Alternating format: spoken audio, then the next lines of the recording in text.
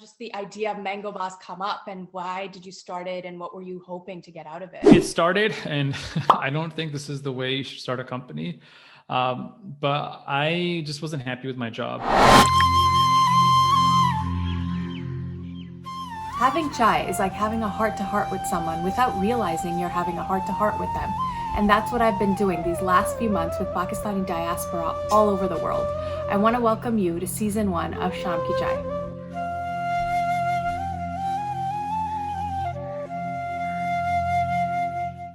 Assalamualaikum everyone, my name's Nitasha and welcome to another episode of Shaamkichai. Today we have with us the infamous Ahsan, who was the former CEO and co-founder of MangoBaaz. So welcome Ali, and thank you so much for being on the show. Thank you for having me. America loves to sensationalize everything, especially the college experience. And so what was your Amriki college experience like, and was it like what you saw in the movies? My experience, I would say mine was much better than what I saw in the movies, because if you look at the movies are always about like white people usually. I mean, it's different now, but when I was growing up, most of the movies that come out in Hollywood usually show people that look a certain way. And any foreigners coming in were portrayed in like a certain way as well. So mine was not like that. I think it was much better. I went to the University of Wisconsin-Madison. And yeah, I absolutely loved college. It was, to this day, it stands to be one of the best times of my life. I made a ton of friends. I partied a lot. I learned a lot. And yeah, at the end of it, I also was the commencement speaker of my university. So it was just like, I just went out on top, basically. And if anything, I probably set myself up for disappointment later, because it's sort of like, is anything ever going to live up to how it was during college? I knew I wanted to be in tech. And I told myself that, you know what, I just need to be there, and I just need to get any job. Doesn't matter what the job is. I just need to get a job so I can get into the industry, and then I can move around. Got it. So I packed up a bag, and then I went and just stayed on like a friend's couch for a few weeks. And well, I wouldn't call it surfing, because I knew whose place I was staying. So yeah, I was there for a few weeks, and fortunately by the end of it, I had a few interviews, and next thing you know, I had a full-time job offer. That's crazy. And so what was startup life like? Was it everything that you had hoped, or were your dreams shattered a little bit? Well, the thing is, like, people think that whenever you go to San Francisco, like everyone's working at a startup. Like a lot of the companies that are there are started out as startups, but they're not startups anymore. Which is, ideally where those companies want to be.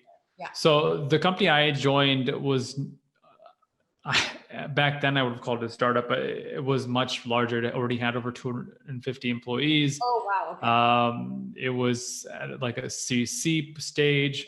But it was exciting. I remember, like, when I first started, for me, it was pretty intimidating, because I'd look around and there were people who had built companies, who had worked at big companies like Google, Microsoft, people who had patents, had done all these things. And I would just be like, what the hell am I doing here?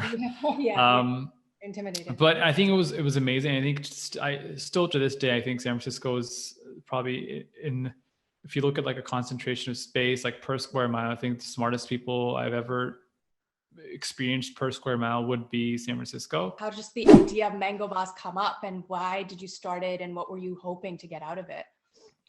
So it started, and I don't think this is the way you should start a company, but I just wasn't happy with my job. I wasn't good at it. I didn't want to do it either. I wasn't motivated. Again, not to say that the company itself wasn't great. The company's great. It went public eventually, and I definitely benefited from that.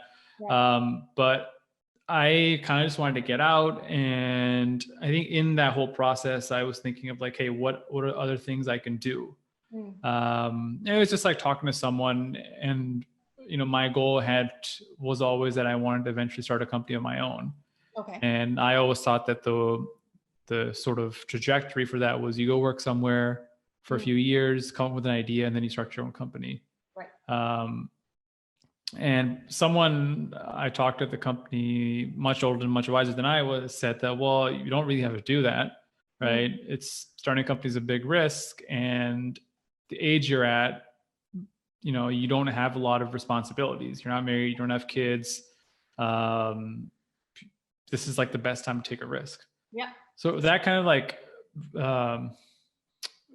started the whole process of thinking that, what, maybe there is something I can just start right now. Right. And also coincidentally, at the same time, I was listening to this podcast called Startup by this production company called Gimlet Media. And that whole startup was all about this guy who had started his own startup. He was documenting his experience of starting a startup, and the startup itself was a podcasting company. And I was like really into that startup. It was just really well made. And at some point I was like, what if I did something similar? Right.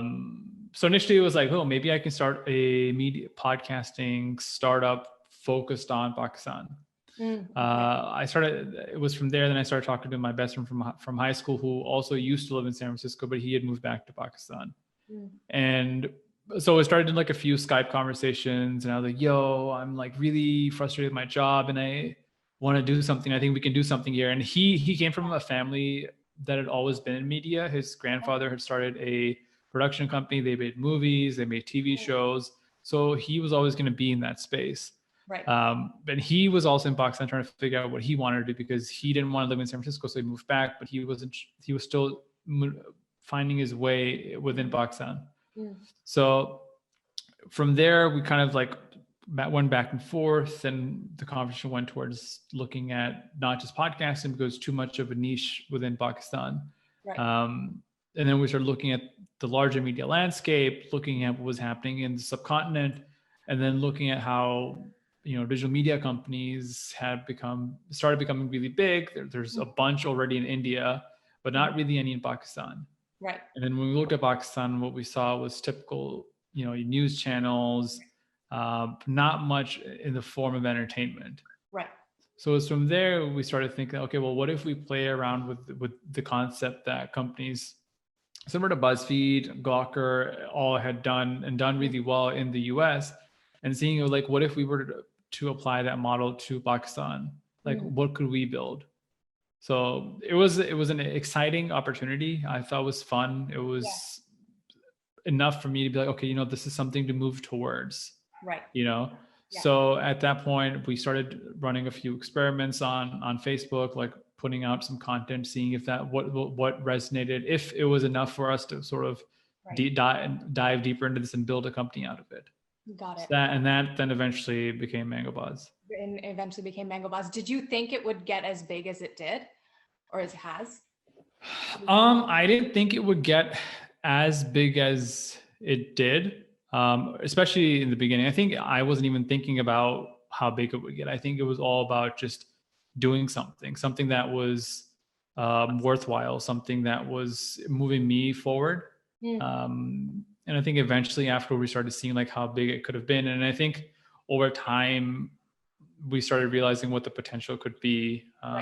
So it's, it depends, going back to your question, it depends on like what stage you ask that question in. Okay. Starting out, I don't know. I didn't really know what was going to become of it. 1-2 years in, I felt that we could have actually built something really massive. Media is exciting, but it's really hard as well. And it's really hard to monetize, especially in countries like Pakistan. And so why do you think it is, why do you think it's so hard to monetize it in Pakistan, or any sort of digital company generally? Why is it so hard to monetize in Pakistan? So again, this is just going to be my opinion. Yeah, no, of course. I think it's hard to monetize it in Pakistan because, for one, the ways of monetizing digital media, there aren't that many. Okay. If you look at, for the most part, you can have a bunch of display ads running on your website. Sure. And it's not like Google or Facebook pays as much as they would in the US for those ads. So there's one thing happening there is just Facebook and Google have such a duopoly that it's hard to be able to get like what you would consider a fair price. Got it. The other also is that just the way the media buying itself happens, companies give away their control to media buying agencies, and these agencies then buy on the basis of what they think is right, and they really try to squeeze out as much as they can. just because they want to show that they bought the cheapest thing. I think the other thing also is that people have, because digital is so easily, you can easily track it, that if you don't go along, if you don't fulfill the metrics that have been set out by these agencies, which I think are pretty flawed in the way they calculate them, they decide not to spend money on your platforms. Then the other thing also is that you can do native advertising, which is what we were trying to popularize. Right. Now the issue with that again is that it's very expensive, because when it comes to scaling a company, the whole point of scaling is that you are able to produce the same product that everyone is paying for. But when it comes to producing content, you have to produce a new product every single time. Yeah. So it becomes very expensive. Yeah. And then, the whole media buying process comes in again, where you have to pitch your ideas. Right. And there's so many people trying to do different things, that sure, you can find a way, but I think the whole act of pitching ideas of how, making an ad, making a video, doing this, that, I think over time, it's just the profit margins start diminishing. And the business itself ends up being not so profitable. And I think because in Pakistan, you have everything essentially, when it comes to media, the way to go about it is through advertising. And we've seen that across the board, not just in Pakistan. If you look at around the world, the whole business model where you will build, it's essentially arbitrage, right? You have a huge audience, and then you think that we can monetize ads on our platforms. That hasn't really worked out that well in the West, and I think it's not working out in places like Pakistan either. So I think that was happening. The model itself kept changing again and again. So on one end, you have Facebook, Google changing the algorithms, changing how much they're paying out. Then again, you also have local industries not being fair, and I think going into practices that I would say just squeeze out the publishers. Right. So I think the models were changing. So I think that those are some of the reasons why media itself is so difficult. And then when you look at Pakistan, it's also harder because the usage of technology is not so sophisticated, right? If you look at how a lot of media companies have moved towards a subscription model, it's the technology to enable subscriptions is much more difficult in Pakistan. I wouldn't say it's impossible. I think it is possible, but it's much harder. And I think that subscription is something that people in Pakistan can potentially go after, because if you think about it, it's not as if people are averse to subscription, because how have people over the years gotten their newspapers at home? Yeah. It's subscription basically, right? So I think it's just figuring that out. I think that's just going to be a game changer. There are conservative voices in the US, and they also have, a huge presence in media, but mainstream media tends to be more liberal or moderate, but you don't see that happening in Pakistan. And how do we move towards that model in Pakistan? Of having more liberal voices? Of just having more moderate voices or diverse voices in mainstream media in Pakistan.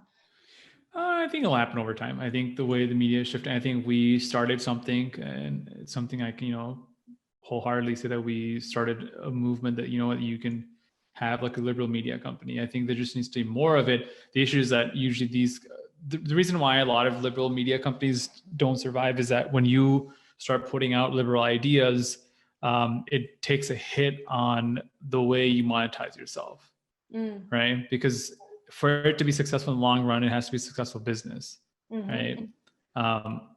We did a lot of things that pissed a lot of people off.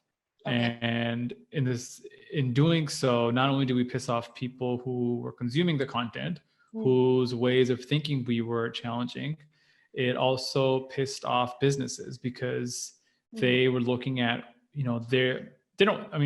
businesses don't care about websites. They don't care about causes either, right? Yeah. Even in the US, when businesses put up the whole Black Lives Matter, it's not genuine. Yeah.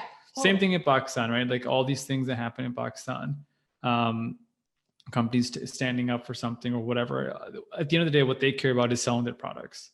Right. So for them, when they see that a platform is essentially posting content that is pissing people off, and the people that are being pissed off or being put away are the sort of people they want to sell their products to, they then decide, like, you know, maybe this platform is not worth it for us to advertise our products. For example, MangoBaaz, I remember when I was there, we used to post content that talked about dealing with self-image issues. One of which was, you know, taking a stand against this obsession with skin fairness, right? It's one of those colonial hangovers where you want to be as white as you can. Now, you know, there's a company called Unilever that has a product called Fair and Lovely. Glow and Lovely now, actually, but okay. Which is what I'm trying to get to, right? Is that at that point we call it Fair and Lovely. So now imagine like a company, right? Unilever is a huge spender on advertising. But if you as a company, one of your belief systems, and we stuck to this pretty hard,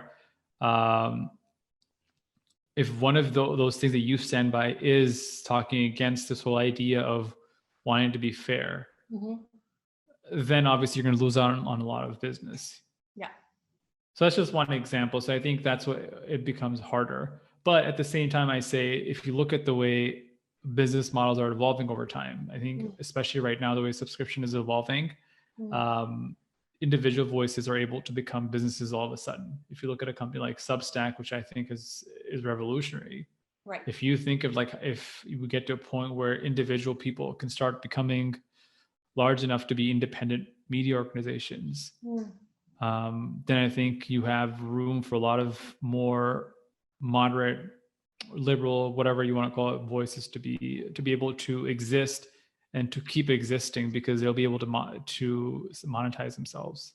That's really interesting. So then what happens to the media giants, the Hum TVs and the Geos of the world, as these independent people become media companies themselves, essentially? Do they go away? Do they just die away? Do they start shifting their narratives? How do you think that's going to play out?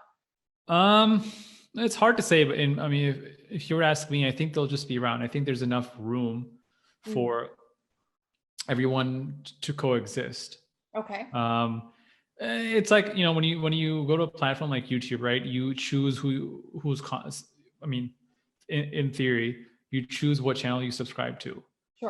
Right. So it's like online behavior is that way as well. As like over time, if you don't want people are consuming content from certain sources, that's where they'll get it from. I think people will keep watching TV. I hope over time TV's role, especially in places like Pakistan, reduces, because I think it'll allow more and more creative voices to actually come out. I think it'll be there, but over time I hope it happens, but I think over time what ends up happening is, like, places like Hum and all these news channels, they probably won't be able to do all the programs they've been doing for so long. I mean, I hope all these like morning programs especially go away. I mean, those are like, I don't want to get into it. But you know, if you start seeing like there's less and less people watching those on TV, there's going to be less and less ad money going in. If there's less ad money going in, and those shows are very expensive to make. So if there's less money coming in, maybe over time they just like go away.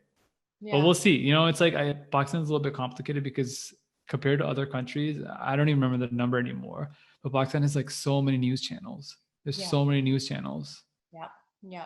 Do you think they should go away, or do you think they should start pivoting their narratives and what they post? I mean, I'm not going to say they should go away because that would sound too authoritarian of me.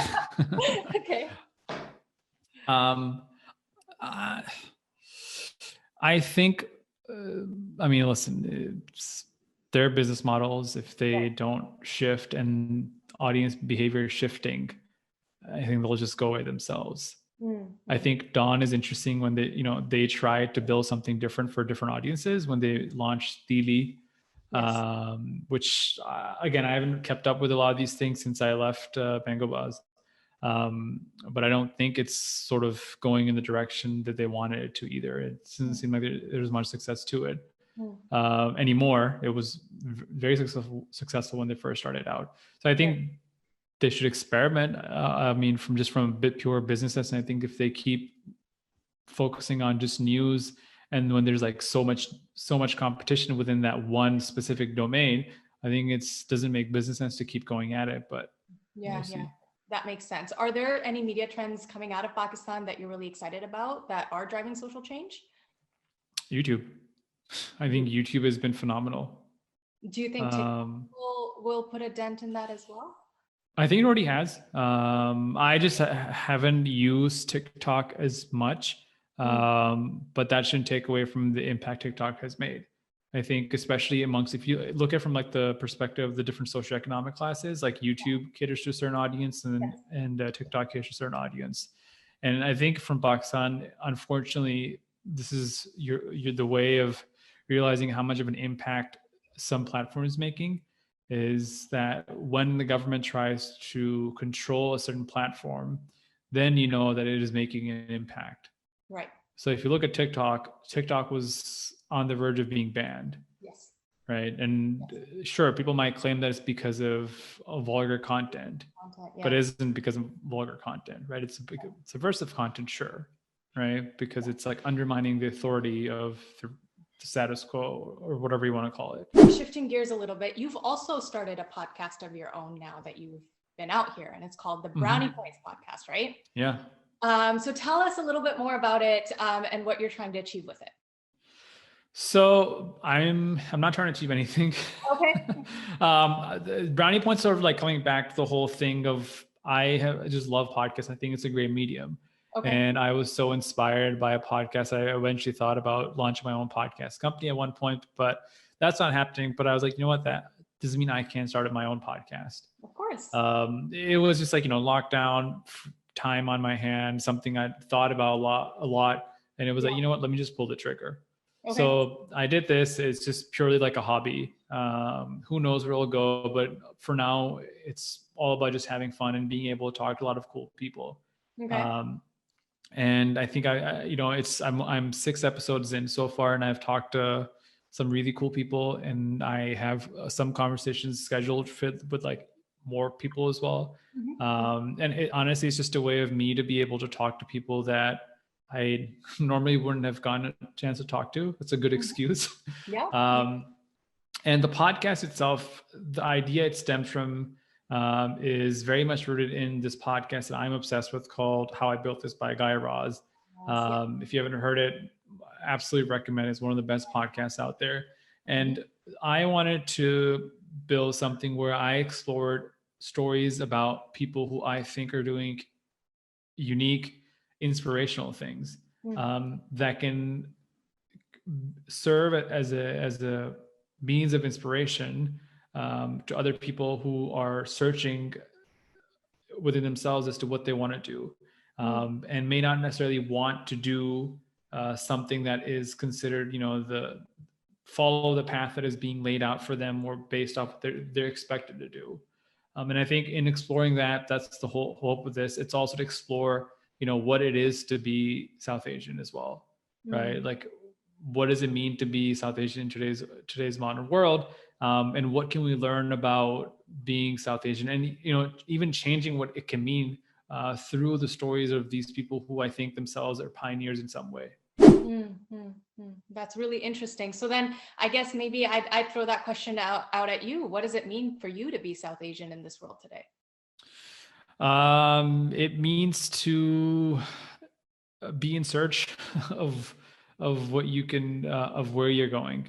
I think it means to be rooted in a sense, in a culture that is really rich and really has over the years gone very complicated and confusing, whether it's because of politics, whether it's because of religion.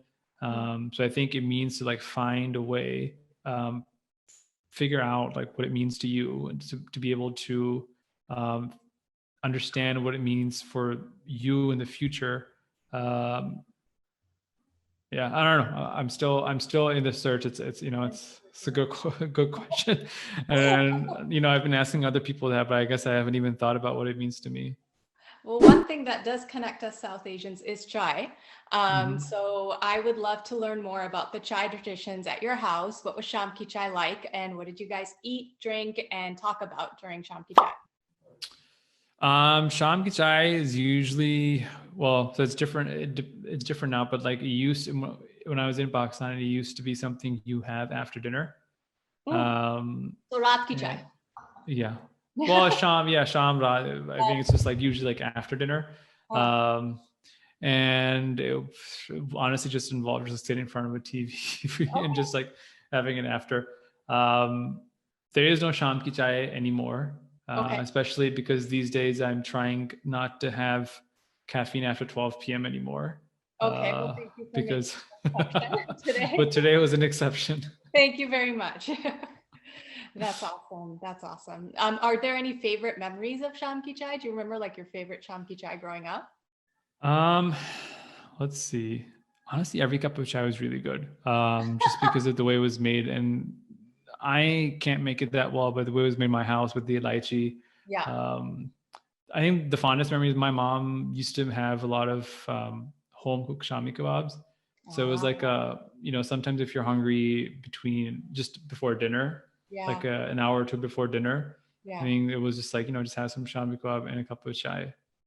Nice. Nice. That's incredible. Well, thank you so much for taking the time. It was great to have you on the show. Oh, thank you Thank, for having me. of course. And thank you guys for watching. I will see you guys again on another episode. Take care.